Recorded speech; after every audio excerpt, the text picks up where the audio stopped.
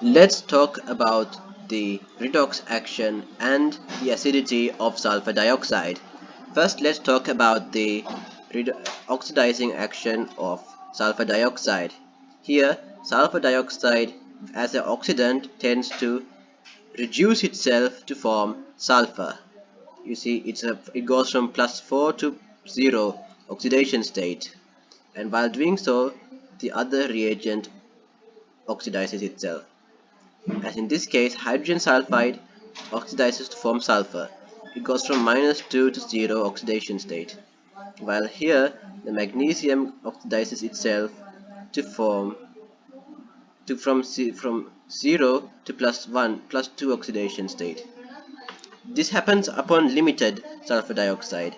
In this case, if we use excess sulfur dioxide with magnesium, magnesium oxide is still formed, but it will not be as sulfur but as magnesium sulfide, which is still a reduction, by the way, as it goes from +4 to -2 oxidation state over here.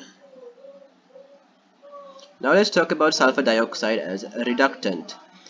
As a reductant, sulfur dioxide oxidizes itself from +4 to +6 oxidation state of the sulfate ion. While doing so, the other reagent reduces itself, just like how permanganate reduces itself to the manganese ion, while chlorine gas reduces itself to the chloride ion, and hydrogen peroxide reduces itself to produce water. Now we'll move on to sulfur dioxide as an acid. By reducing, no, sorry, when we add sulfur dioxide into water, it forms it forms an acid which looks like this: H2SO3.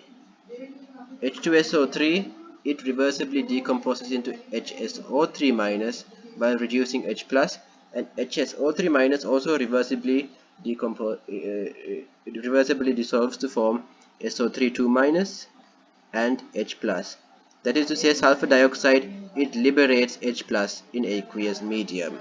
That's the idea, and that's a means by which we can call it an acid. Another way of telling that is by